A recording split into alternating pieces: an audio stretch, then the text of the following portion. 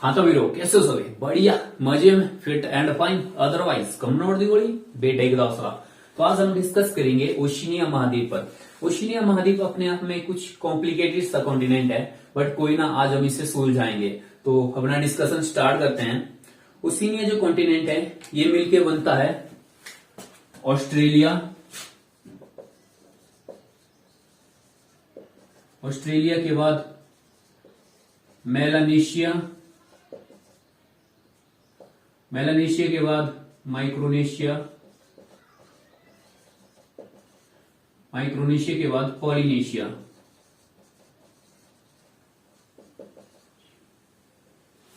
तो इन चारों से मिलकर ओशिनिया कॉन्टिनेंट बनता है हमारा।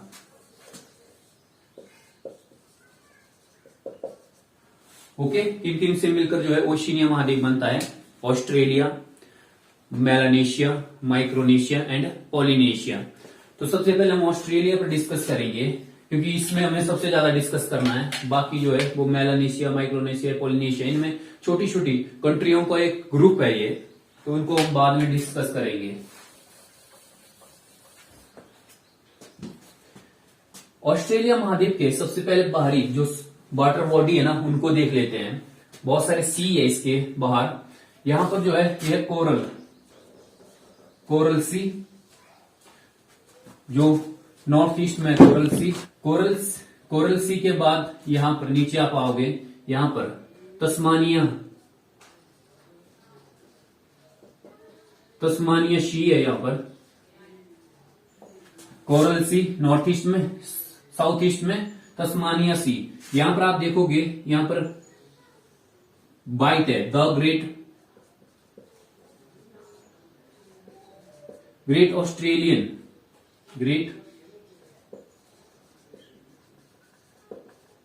Australian bite. मैं आपको बाइट बताना भूल गया था। दो चीजें मैंने आपको बताई थी। पहला गल्फ और बे। गल्फ और बे क्या होता है? बाइट क्या होता है? जब समुद्र जो है, जो जमीन को इस तरह से काटता है, जब समुद्र का जो की लहरें हैं जो तट को या जमीन को इस तरह काटती है कि जिससे हाफ मून की तरह एक स्ट्रक्चर बनता है। मतलब ये आप यहां पर देखिए, ऑस्ट्रेलिया का ये जो तट है ना, ये समुद्र की लहरों ने इस तरह काटा हुआ है जैसे कि कोई हाफ मून है, मतलब एक आधा चांद है। तो जब इस तरह का स्ट्रक्चर बनता है हाफ मून वाला, तो उसे हम कहते हैं बाइट। क्या कहते हैं? बाइट। ओके, तो ये कौन सा बाइट है? The great Australian bight. इसके आगे आप यहां पर आओगे, आपको देखने को मिलेगा भूगोल की खाड़ी, बे ऑफ जियोग्राफी। पूछा गया था कि जो भूगोल की खाड़ी है, जो बे ऑफ जियोग्राफी है, वो कहां पर है? तो ऑस्ट्रेलिया के वेस्टर्न डायरेक्शन में है। ठीक है,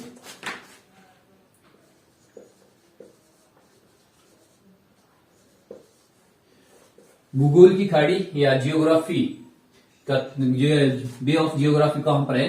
तो बे ऑस्ट्रेलिया के वेस्टर्न डायरेक्शन में है। ये पूछी गई थी एग्जाम में। यहां पर आप आओगे तो यहां पर है टिमोर सी।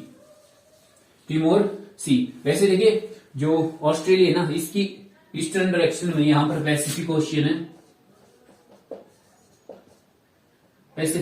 है। नीचे इसके साउथ में साउथ ओशियन है, जो हाल ही में क्या बना हुआ है? हमारा महासागर साउथ ओशियन। इसके वेस्टर्न डायरेक्शन में यहां पर इंडियन ओशियन है, इंडियन ओशियन। ओके, ईस्ट में पैसिफिक ओशियन, साउथ में साउथ ओशियन, वेस्ट में या इस साइड जो है इंडियन ओशियन, ऊपर जो है वो महाद्वीप है, कुछ सी है जिनके बारे में हम अब डिस्कस करेंगे। यहां बोनापार्टा की खाड़ी है,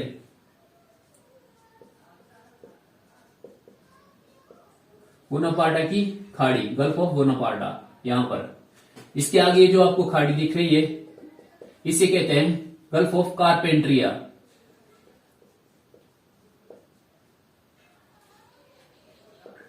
गल्फ ऑफ कारपेंट्रिया। यहां पर आप देखोगे एक पेनिनसुला लग रहा है हमें ना, प्रायद्वीप की तरह है। तो यहां पर जो प्रायद्वीप, इसे हम कहते हैं अरनाम लैंड। हम लिख देते हैं अरनाम लैंड का प्रायद्वीप। ओके, अरनाम लैंड का प्रायद्वीप। देन आगे ये है, इसे हम कहते हैं यार्क, कहां लिखे, केप यार्क, केप यार्क प्रायद्वीप। ओके, कौन कौन सा, बोनापार्टा की खाड़ी, उसके आगे प्रायद्वीप अर्नहाम लैंड, देन उसके आगे कारपेंट्रिया की खाड़ी एंड केप यार्क प्रायद्वीप। ओके, इसके आगे हम चलते हैं तो यहां पर हमें कोरल सी देखने को मिलेगा। तो ये सारी क्या थी, ये कुछ महासागर थे, कुछ खाड़ियां थी। अब मेन जो लैंड है ऑस्ट्रेलिया, इसके अंदर चलते हैं, बट इससे पहले बाहर देख लेते हैं कुछ जलधाराएं, दो जलधाराएं देख लीजिए आप। यहां पर आप देखोगे नीचे से, इनको मिटा दो क्योंकि मुझे खाली स्पेस चाहिए ज्यादा ना।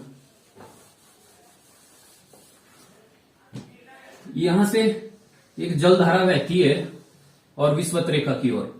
अब आप बताइए, ये जो है वो ध्रुवों से विषुवत की ओर आ रही है, ये गर्म होगी या ठंडी होगी?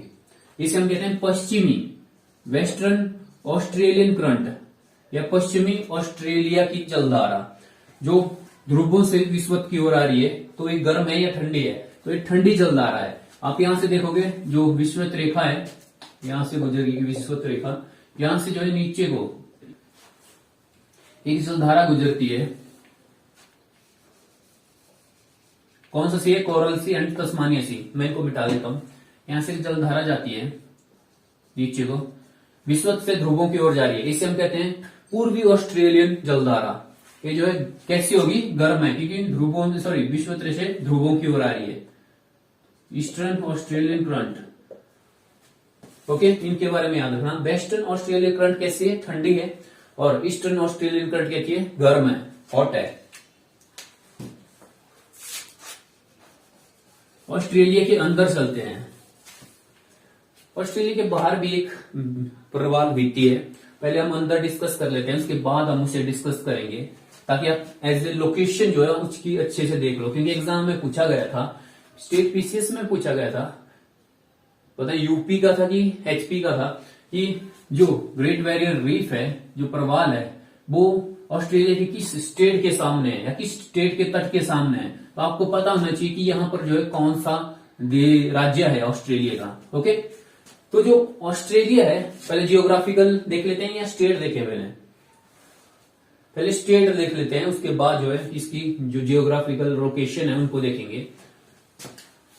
इस सबसे वैसे ऑस्ट्रेलिया में जो है 6 राज्य हैं और 2 केंद्र शासित प्रदेश हैं। कितने? 6 राज्य, 6 स्टेट एंड 2 यूनियन टेरिटरी है। ओके, 6 देश हैं, राज्य हैं, 2 केंद्र शासित प्रदेश है। यहां पर आगे, यहां पर वेस्ट ऑस्ट्रेलिया, वेस्ट ऑस्ट्रेलिया। यहां पर आप देखोगे ये जो इनकी बाउंड्री बनी हुई है ना, ये जो है जो अक्षांश और देशांतर रेखा है ना, उनके आधार पर बनाई हुई है। वेस्ट ऑस्ट्रेलिया, साउथ ऑस्ट्रेलिया, ऊपर आपको नॉर्थ टेरिटरी देखने को मिलेगी या उत्तरी प्रदेश कहते हैं इसे, उत्तरी प्रदेश। यहां पर क्वींसलैंड है,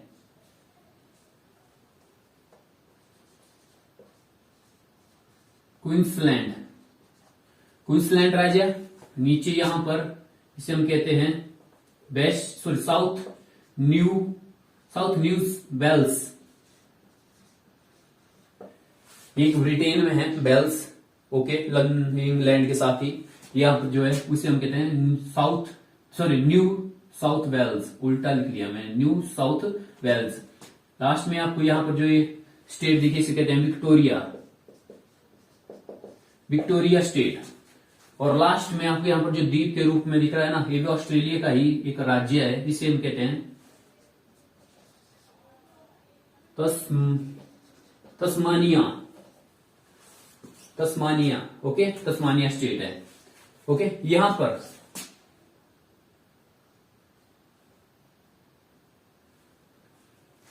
ऑस्ट्रेलिया की राजधानी है कैनबरा।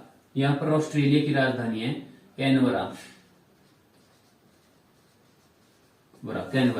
तो जो 6 राज्य हैं वो हैं पश्चिमी ऑस्ट्रेलिया, दक्षिणी Australia, Queensland, New South Wales, Victoria and Tasmania. और जो 2 यूनियन टेरिटरी है, एक इसकी राजधानी कैनबरा एंड दूसरा नॉर्थ टेरिटरी या उत्तरी प्रदेश। ये 2 इसके क्या है? केंद्र शासित प्रदेश है। ओके, यहां पर जो आपको दिख रहा है द्वीपों में, ये न्यूजीलैंड,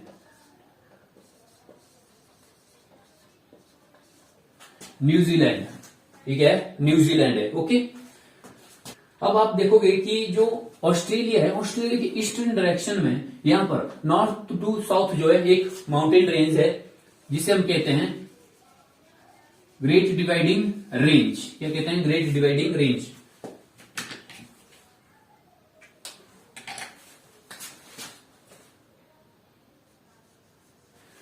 तो ऑस्ट्रेलिया के ईस्टर्न डायरेक्शन पर जो है, ईस्टर्न में जो है कौन सी माउंटेन रेंज है या पर्वत श्रृंखला है, इसे हम कहते हैं ग्रेट, पेन में इंक ही नहीं रही है, great dividing range.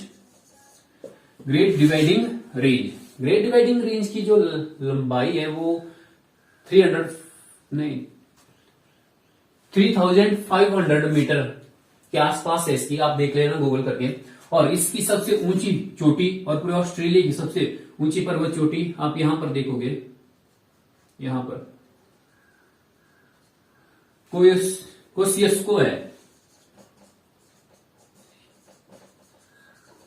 कोशियस्को, mount कोशियस्को Australia की। और जो ग्रेट डिवाइडिंग रेंज है इसकी सबसे ऊंची चोटी है, इसकी हाइट जो है वो 30 मीटर है, 30 मीटर है। ओके, माउंट कोशियस्को ऑस्ट्रेलिया की सबसे ऊंची पर्वत चोटी, ग्रेट डिवाइडिंग रेंज की सबसे ऊंची पर्वत चोटी, हाइट 2230 मीटर है। ग्रेट डिवाइडिंग रेंज की वजह से होता क्या है कि जो ऑस्ट्रेलिया का जो वेस्टर्न जो हिस्सा है ना वो मरुस्थलीय है। अब क्या है, जो पवने हैं, जो हवाएं हैं उनमें नमी होती है और वो वेस्ट टू ईस्ट बह रही है, जो हवाएं वो वेस्ट टू ईस्ट बह रही हैं। तो जब हवाएं ईस्ट, जो ऑस्ट्रेलिया के ईस्टर्न डायरेक्शन पर पहुंचती है या पूर्वी तट के पास पहुंचती है तो इनके आगे जो पर्वत है वो है ग्रेट डिवाइडिंग रेंज। तो हवाओं का क्या उसूल है, हवाओं का जो रूल है कि जब हवाएं पर्वत से टकराएंगी तो उससे टकराकर वो ऊपर उठेंगी, पीछे नहीं हटेंगी, उससे टकराकर वो ऊपर उठकर आगे बढ़ने की कोशिश करती है।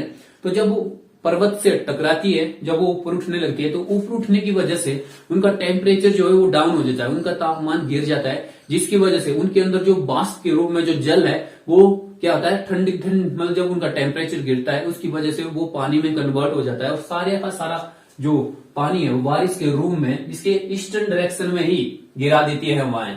ठीक है, पवने आती है, ग्रेट डिवाइडिंग रेंज से टकराती हैं और इसके ईस्ट में ही पूरी बारिश कर देती है। थोड़ी बहुत जो नमी बची होती है पवनों में वो आके आगे इस मैदान में बारिश करती है और आगे जब बढ़ती है तो आगे उनमें किसी तरह की नमी नहीं रहती, जिसकी वजह से इस ऑस्ट्रेलिया का जो पश्चिम वाला जो हिस्सा है वो सूखा रहता है और यहाँ पर जो है वो मरुस्थल बन जाते हैं। तो यहाँ पर जो मरुस्थल है, जैसे कि ऑस्ट्रेलिया में आपने देखा होगा कि ज्यादातर जो प्लेस है उनके नाम ग्रेट से है, जैसे great Australian white, great dividing range, great barrier reef, जो मरुस्थल है उनके नाम भी ग्रेट से ही है, जिसकी वजह से वेस्टर्न जो ऑस्ट्रेलिया यहाँ पर जो डेजर्ट बन गए हैं ना, वैसे तो मेन डेजर्ट ग्रेट विक्टोरिया है बट उनको अलग अलग नाम भी दिए गए इस डेजर्ट में।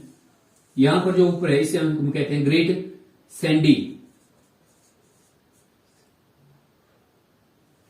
ग्रेट सैंडी भी। उसके नीचे जो है हिंदी मेरी थोड़ी कमजोर है क्योंकि जहां से मेरा हाथ घूमता है मैं वहीं से जो है वो मात्राएं लगा देता हूं, इंग्लिश में बढ़िया है। Great Sandy, Great Gibson, then इसके नीचे जो है बहुत बड़ा माउंटेन, सॉरी डेजर्ट है, इसे हम कहते हैं विक्टोरिया। ओके, ग्रेट सैंडी, ये सारे मरुस्थल हैं, great Sandy, Great Gibson, great Simpson, यहां पर भी है आगे एक, इसे हम कहते हैं Simpson, Great Simpson, Great Sandy Desert, Great Gibson Desert, Great Simpson Desert and Great Victoria Desert. Okay, आपसे पूछा जाएगा कि जो विक्टोरिया मरुस्थल है वो किस देश में है, ऑस्ट्रेलिया में, किस डायरेक्शन है, वेस्टर्न डायरेक्शन में। गिब्सन, सिम्पसन या सैंडी के बारे में भी आपसे पूछा जा सकता है। ओके, जब आप आगे जाओगे यहां पर क्या है, मरुस्थल है, वैसे तो ऑस्ट्रेलिया जो है एक प्लेटू की तरह है। प्लेटू मीन्स मतलब टेबल की तरह ऊपर उठा हुआ है, इसके ऊपर कोई चोटियां नहीं है, बिल्कुल प्लेन है। प्लेटू वही होता है ना, पठार वही होते हैं ना जो ऊपर तो उठे होते हैं लेकिन उनके ऊपर चोटियां नहीं होती, बल्कि एक टेबल की तरह बिल्कुल समतल होते हैं। तो प्लेटू की तरह है। तो इसके वेस्टर्न, ऑस्ट्रेलिया के वेस्टर्न में क्या है, डेजर्ट है। क्या है, यहाँ पर डेजर्ट है, आगे माउंटेन है, इनके बीच में जो ये प्लेन है। और यहाँ पर विश्व का सबसे बड़ा ग्रेट आर्टिजन बेसिन है। आपको मैं बताऊं, ग्रेट आर्टिजन बेसिन जानते हो? आर्टिजन क्या था? आर्टिजन वाटर के बारे में जानते हो आप लोग? यहां पर ये वाला जो हिस्सा है पूरा, ये ग्रेट आर्टिजन बेसिन है।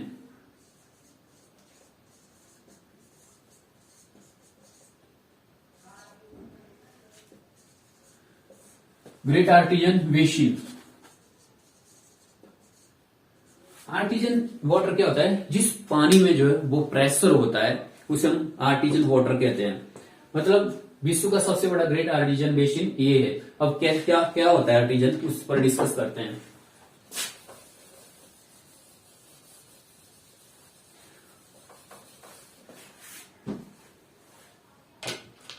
मान लीजिए ये हमारी सरफेस है, हमारी धरती है, ठीक है। इसके नीचे ये परत है, इंक की खत्म हो गई। और ये जो परत है ये प्रीमेबल है। ये परत जो है वो इम्प्रीमेबल है।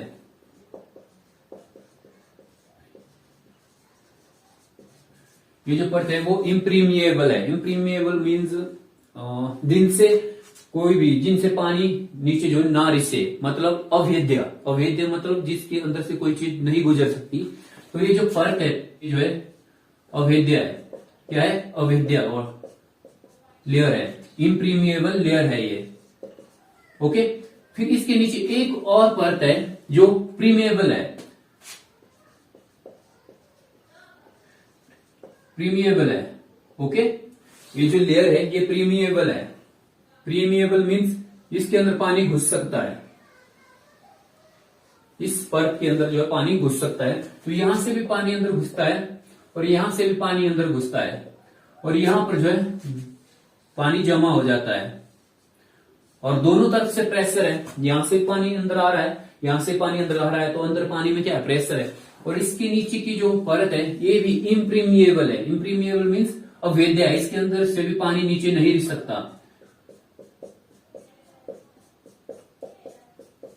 ओके, मैं अलग स्केच यूज करता हूं।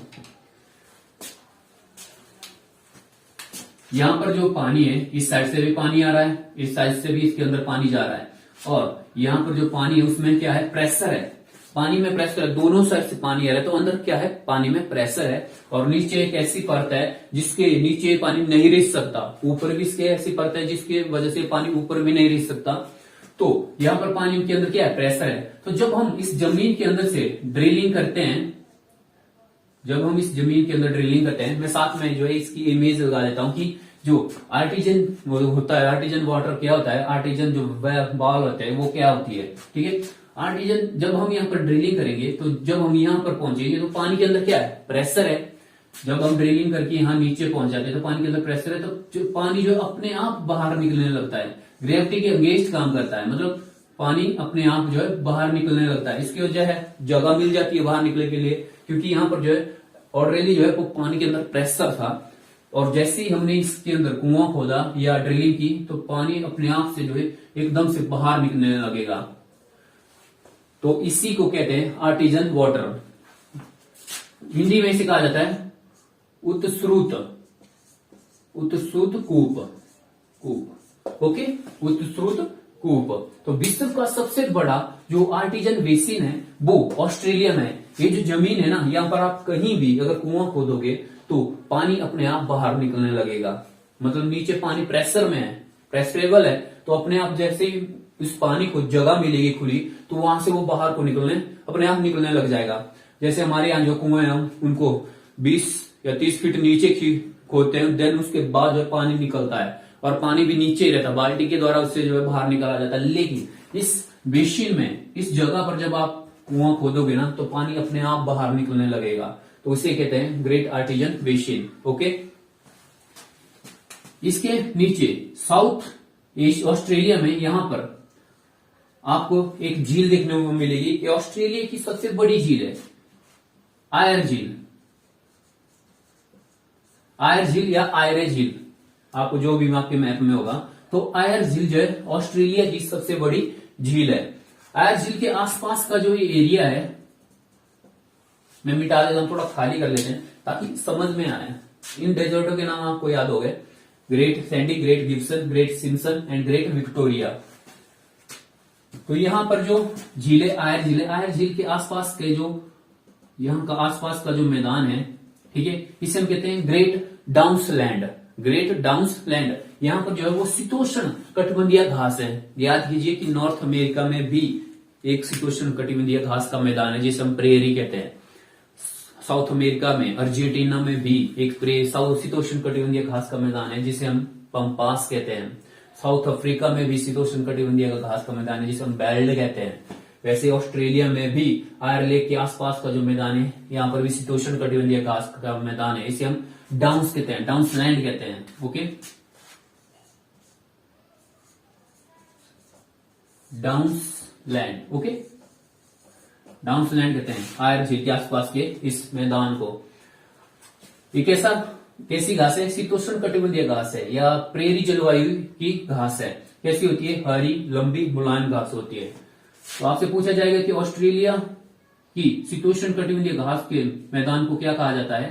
तो डाउन्सलैंड, ओके, या डाउन्स घास के मैदान। समझ गए?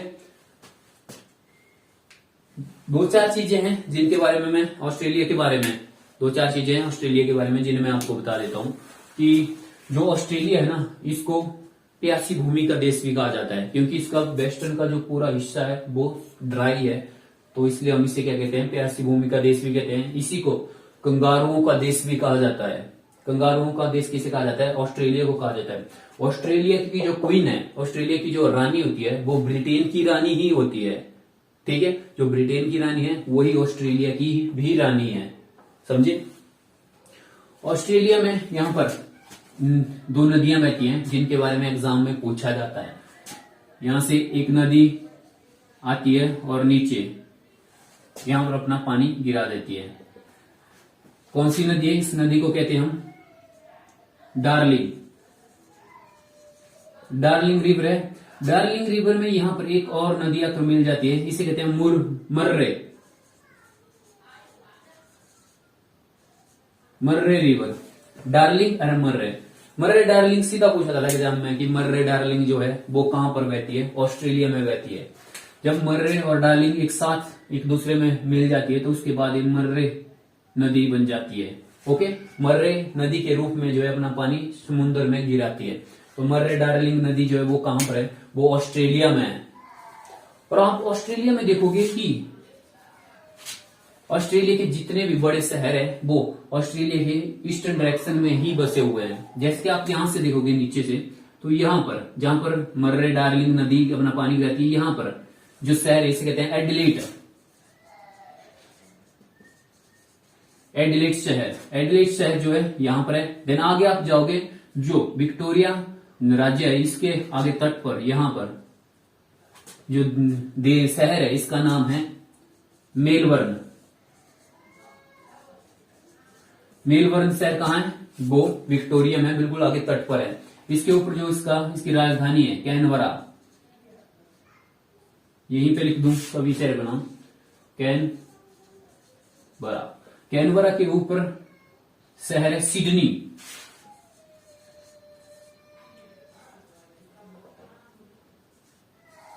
सिडनी शहर के ऊपर यहां पर आपको देखने को मिलेगा ऊपर बिल्कुल गोल्ड कोस्ट।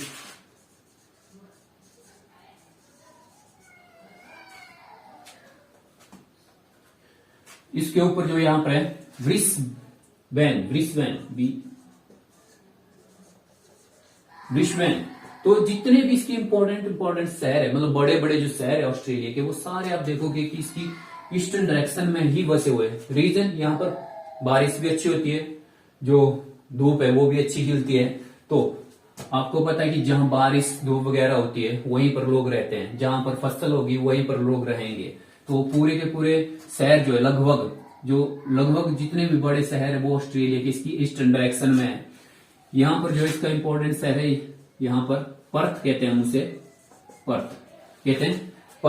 पर्थ से एक ट्रेन की पटरी बिछाई गई है जिससे ऑस्ट्रेलिया के वेस्टर्न को ऑस्ट्रेलिया के ईस्टर्न के साथ जोड़ा गया है। मतलब पूर्वी ऑस्ट्रेलिया को पश्चिमी ऑस्ट्रेलिया के साथ एक रेल की पटरी के द्वारा जोड़ा गया है। पर्थ से रेल की पटरी बिछाई गई है और आगे जाके सिडनी तक, सिडनी से फिर ये टर्न लेती है और नीचे मेलबर्न तक। तो पर्थ से जो है एक रेल की पटरी बिछाई गई है और आगे सिडनी से वो नीचे टर्न लेती है मेलबर्न तक। इसको हम कहते हैं ट्रांस ऑस्ट्रेलियन रेलवे। इस ट्रेन की पटरी के बीच में यहाँ पर दो इंपॉर्टेंट किस्म की खदानें हैं, एक है कूलगार्डी एंड कालगुर्डी। दोनों जो है वो ऑस्ट्रेलिया की सोने की खदान है। ऑस्ट्रेलिया विश्व का दूसरा सबसे बड़ा सोने का उत्पादक देश है। नंबर 1 पर जो है वो चाइना है, दूसरे नंबर पर ऑस्ट्रेलिया है। जैसे कि इंडिया में भी है, कौन कौन सी है, कोलार एंड हट्टी कर्नाटका में है। तो यहाँ पर जो है वो कुलगार्डी एंड कालगुर्ली, ये दोनों जो खदानें हैं इनको इस ट्रेन की पटरी के द्वारा कनेक्ट करके जो है ईस्टर्न डायरेक्शन को एक साथ में जोड़ा गया है। ओके, इसका ध्यान रखना कि जो ट्रांस ऑस्ट्रेलियन जो रेलवे है ना वो किन दो खदानों से होकर गुजरती है, एक कालगुर्डी एंड कुलगार्डी। ओके, ये तो था आपका मेनलैंड, ऑस्ट्रेलिया का मेनलैंड। अब बाहर चलते हैं। यहां पर मैं बताना भूल गया कि जो अर्नहाम प्रायद्वीप है, अर्नहाम लैंड है, और यहाँ पर केप यार्क प्रायद्वीप है, इन दोनों पर बॉक्साइट जो वो प्रचुर मात्रा में है। मतलब बॉक्साइट की खदानें आपको यहाँ पर देखने को मिलेगी, एक अर्नहाम लैंड में और दूसरा केप यार्क द्वीप में। ओके, यहां पर है क्वींसलैंड। क्या हो रहा है? क्वींसलैंड राज्य के सामने आप आगे देखोगे समुद्र के अंदर ग्रेट बैरियर रीफ है। ग्रेट बैरियर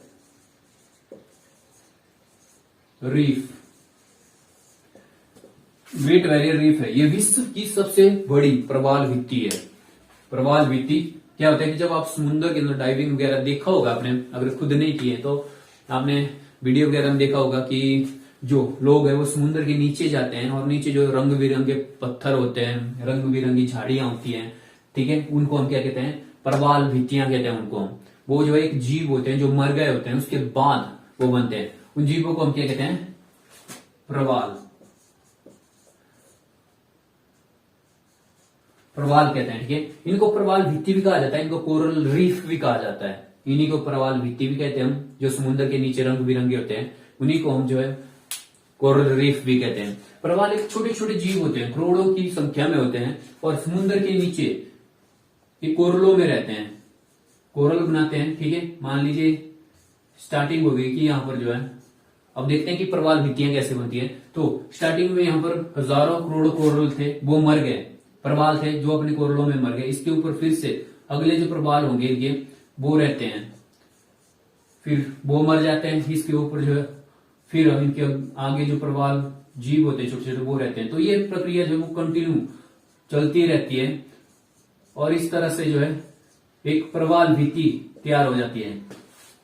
जब ये समुद्र के अंदर है ना तो ये रंग बिरंगे होते हैं, लेकिन जब ये समुद्र के बाहर, मान लीजिए समुद्र है, इसके बाहर निकल गए तो एक आइलैंड का रूप ले लेते हैं। जैसे कि आप देखोगे हमारा जो लक्षद्वीप है ना वो एक प्रवाल द्वीप है, वो प्रवालों के द्वारा बनाया गया द्वीप है। ठीक है, तो जो प्रवाल भित्ति है, जो ग्रेट बैरियर रीफ है ना, ये विश्व की सबसे बड़ी प्रवाल भित्ति है। और आपसे जो एग्जाम में पूछा गया था कि जो प्रवाल भित्ति है वो किस ऑस्ट्रेलिया की किस राज्य के तट पर स्थित है, तो आप देखोगे क्वींसलैंड के तट पर है। आज जो है जो पॉल्यूशन की वजह से जो ग्रेट बैरियर रीफ है ना ये लगातार जो है वो खत्म होती जा रही है, मतलब इसकी जो सुंदरता है ना वो धीरे धीरे फीकी पड़ रही है।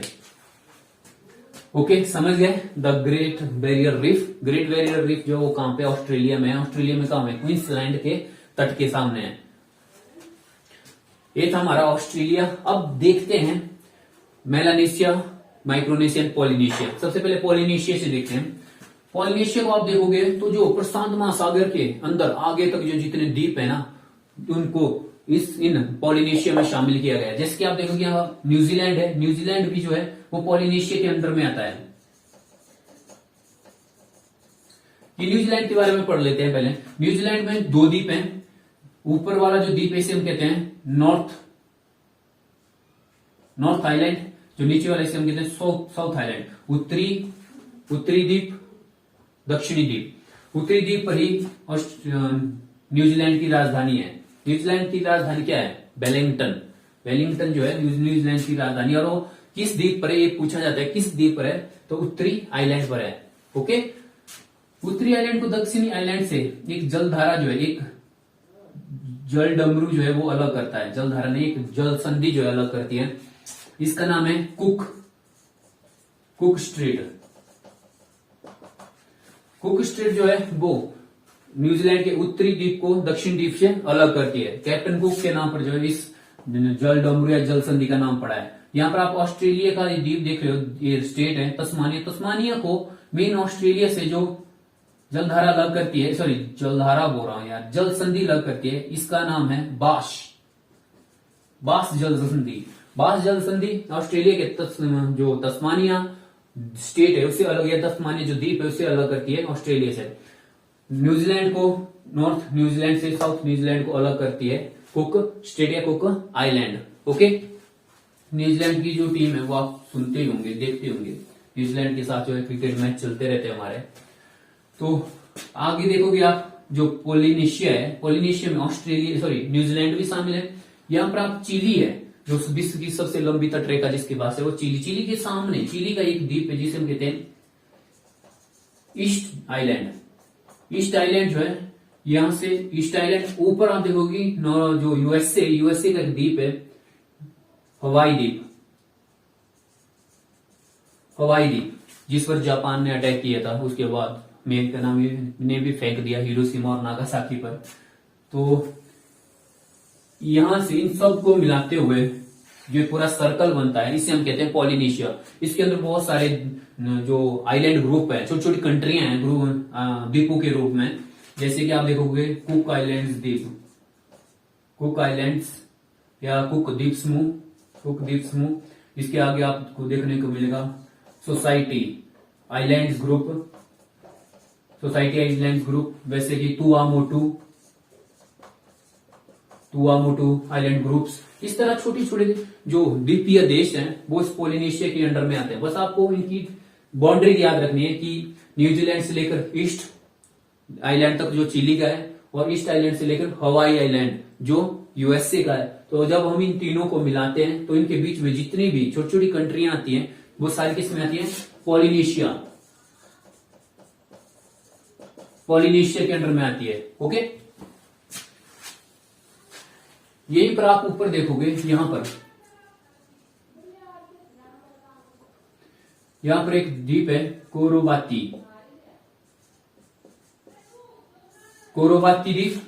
द्वीप के ऊपर यहां पर मार्शल द्वीप है।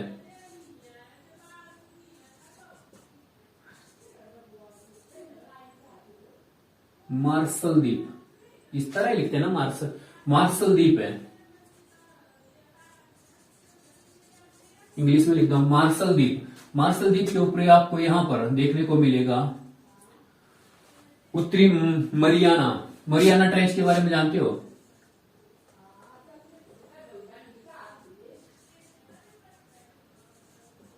मरियाना द्वीप, ठीक है। इसके नीचे कैरोलाइन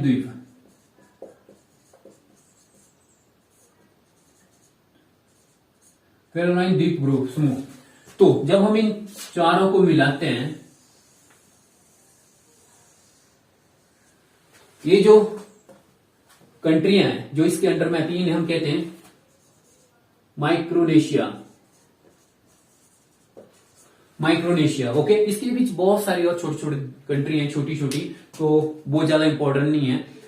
क्योंकि जब भी इस पूरे हिस्से में जब प्रशांत महासागर का कोई भी द्वीप अगर न्यूज में है ना तो उसकी लोकेशन देख लेना, बाकी ज्यादा याद करने की जरूरत नहीं है। बस इनको देखिए, कोरोवाती, मार्शल, मरियाना एंड कैरोलाइन द्वीप समूह। तो ये आते हैं हमारे माइक्रोनेशिया में। पोलिनेशिया में आते हैं हमारे न्यूजीलैंड आ जाता है, ईस्ट आइलैंड आ गया, कुक आइलैंड हो गया, सोसाइटी आइलैंड हो गया। इनको ज्यादा याद रखने की जरूरत नहीं है, बस आप बाउंड्री में देखो, New Zealand, east island and Hawaii island हो गया पोलिनेशिया। करावाती, मार्शल, मरियाना एंड कैरोलाइन द्वीप हो गए माइक्रोनेशिया। यहां पर आप देखोगे आइलैंड है ना, इसे हम कहते हैं गिनी, गिनी आइलैंड। गिनी आइलैंड में इसकी वेस्टर्न में जो है वो इंडोनेशिया के अंडर में, आगे आप देखोगे इंडोनेशिया देश है, इंडोनेशिया के अंडर में इसके आगे जो है पपुआ न्यू गिनी है, New Guinea, Papua New Guinea है। तो जो गिनी आइलैंड है ना, ये पूरा का पूरा गिनी आइलैंड। इसके आगे आपको यहां पर देखने को मिलेगा फिजी, फिजी आइलैंड। सबसे ज्यादा न्यूज में फिजी रहता है, फिजी आइलैंड में ही आपको यहां पर नौरू देखने को मिलेगा, नौरू आइलैंड।